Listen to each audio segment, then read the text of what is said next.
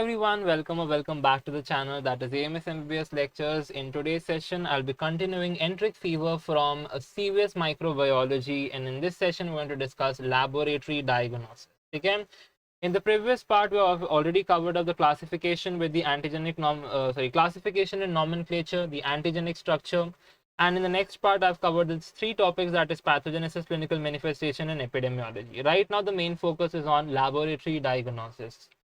So in lab diagnosis of enteric fever, first thing first, we're going to have a look on the specimen collection. So right now in enteric fever, we collect specimen depending upon the week of illness. Okay, which week of illness is going? According to that, we have to collect the specimen and do the respective investigation. So in the first week of illness, we can do a blood culture. Okay, if that does not turns positive, so we can go with the bone marrow culture, and if that also does not turns out positive, then we go with something called as a duodenal aspirate culture. Okay, any one of this thing we do in the first week of illness, but mostly we do a blood culture. Okay, and during the second and third week of illness, we do serology, guys. We are going to collect the serum as the specimen, and we are going to do the very important test, the very well-known test with respect to enteric fever, that is Vidal test. We are going to do.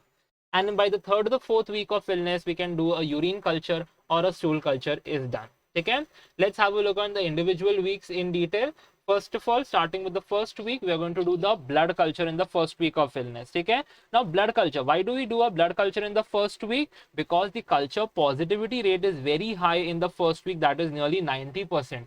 And as the disease proceeds, the positivity percent is going to fall down. That is, in the second week it becomes 75% positive, then third week it is 60%, until the fever subside it drops down till 25%. How do we do a blood culture? We have to collect nearly 8 to 10 ml of blood is collected in the blood culture bottle. And once the blood is collected, we can either go with the conventional method or the automated method. अगर conventional method में जा रहे हो, तो we're going to use the BHI medium, that is brain heart infusion medium. Either it can be monophasic or biphasic. And in automated, we can use, we can take help of the systems, automated blood culture systems like Bacti or Alert. Okay. Once the blood culture bottles are filled, we have to incubate it at 37 degrees Celsius. And then the Salmonella, being a non-fastidious bacteria, the growth is going to occur within 24 hours. The growth will take place. Next thing. Now, once the culture bottles are incubated, guys, and the growth has taken place, so we can say that the culture has become positive.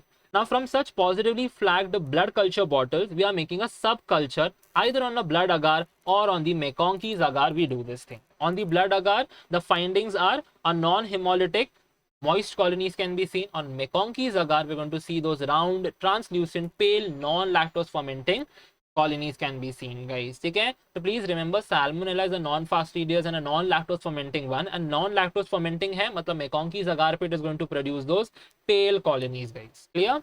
Next thing, that was all with respect to the blood culture.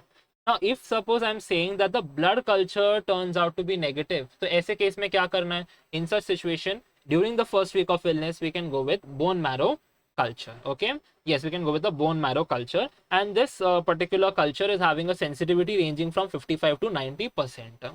Okay, now if I'm saying both blood culture and bone marrow culture, both of them turned out to be negative, we can go with the duodenal aspirate culture is something that we can do. Okay, so the best thing is, what you can do is, the best thing is to go with the combination of all the three. Go with the combination of blood, bone marrow, and intestinal secretion culture.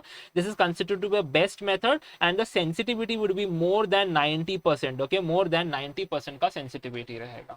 Clear? The first week of illness and the respective investigations are also clear. Okay, so now we are moving on towards the second or the third week of illness, and let's have a look on this thing.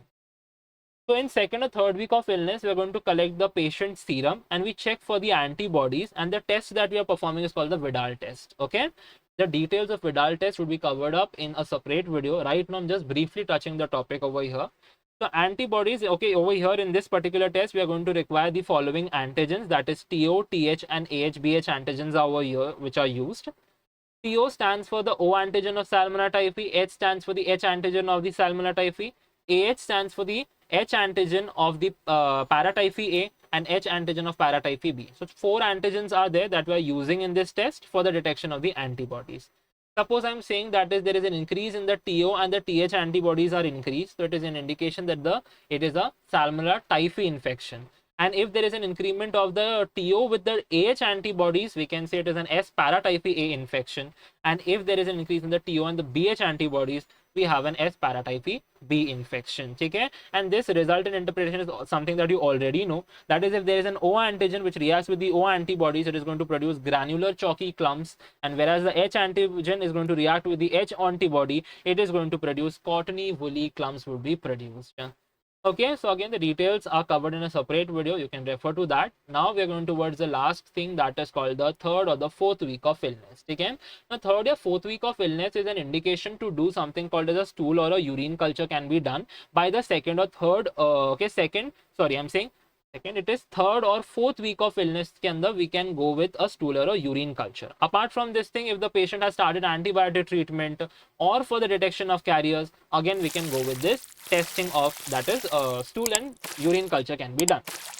Now, we already know this thing, that is salmonella. From epidemiology, if you know that salmonella is shedding more commonly in stools. Okay, salmonella is shed in stools more commonly as compared to the urine, right? So if I'm doing a urine culture, okay, so for a urine culture to turn positive, it is a very rare thing. So rarely the urine culture will turn positive, guys, because the urine ke andar the shedding of the salmonella is again very infrequent. Therefore, urine culture turning positive is a rare thing. Now, how do you do a urine culture? For urine culture, we have to centrifuge the urine sample, and then the deposit is taken and inoculated onto a McConkey's agar. This is how you do a urine culture. Next thing we are going to do, that is called as stool culture. Okay, in stool culture, okay, we have to take the stool sample, inoculate it into the appropriate culture media. Either we can inoculate it into the enrichment broth, such as the selenite F broth. Selenite F broth is shown over here, the tetrathionate broth, or we can use the gram negative broth bhi use kar sakte hain. And then on the other hand, we can also use the selective medias. Either a low selective media or a highly selective media can also be used.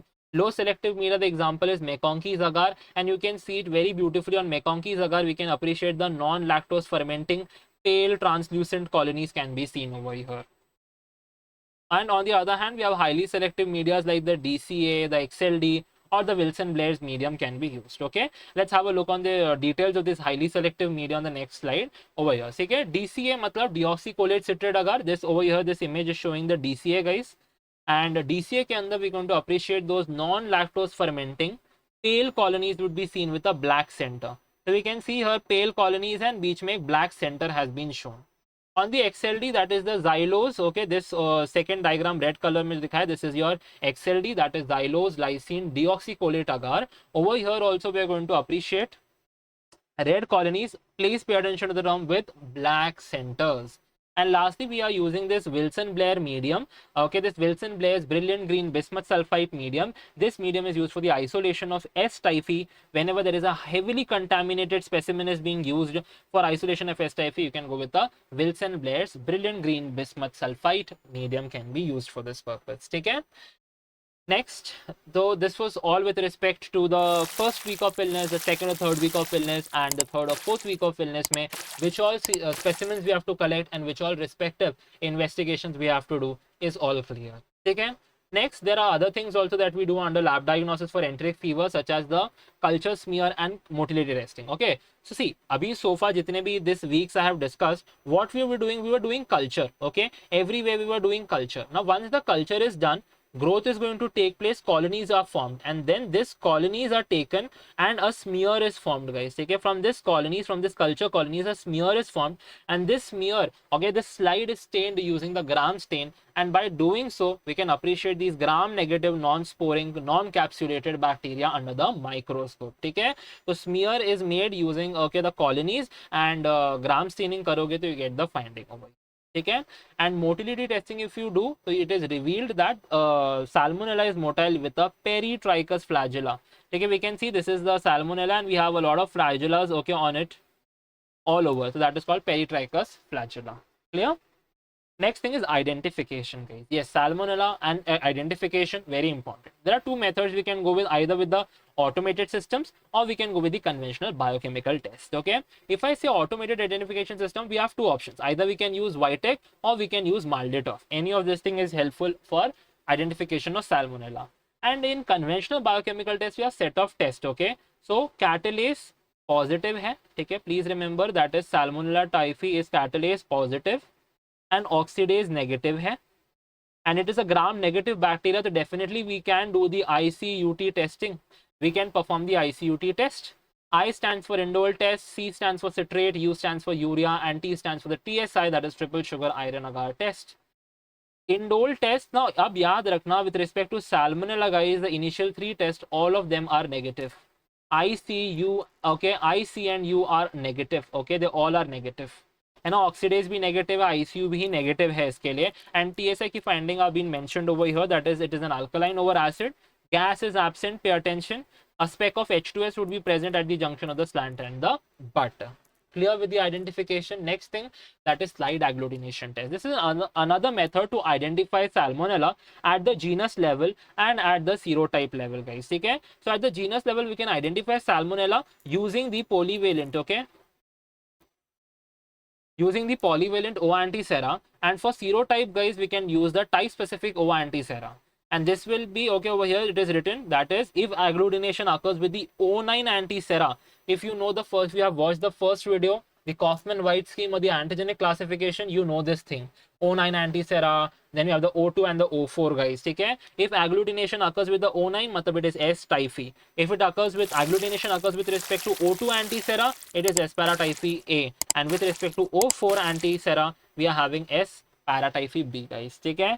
So this was all about the slide agglutination test. And similarly हम लोग flagellar antigens को भी determine कर सकते हैं using the type specific H antisera. Okay, type specific H antisera को use करके we can identify the flagellar H antigens as well.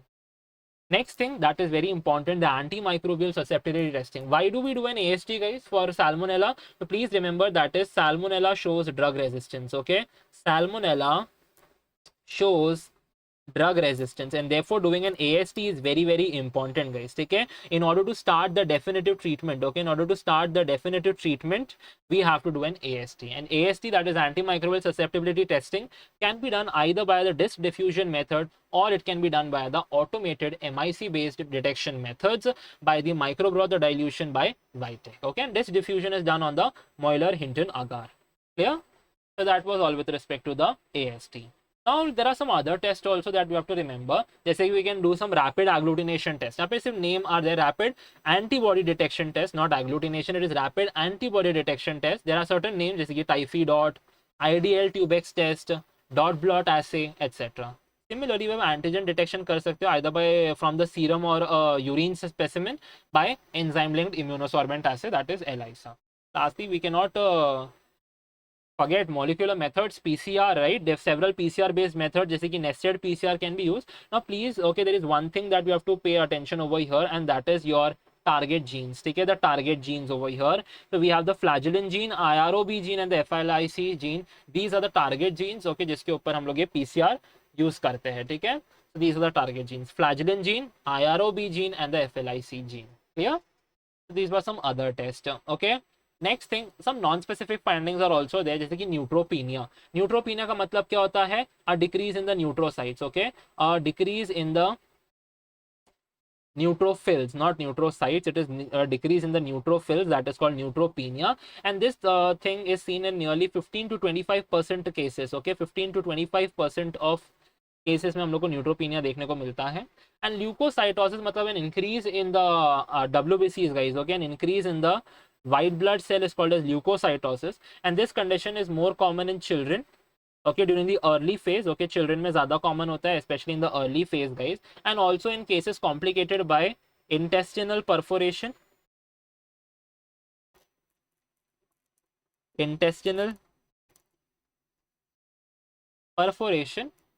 or secondary infection.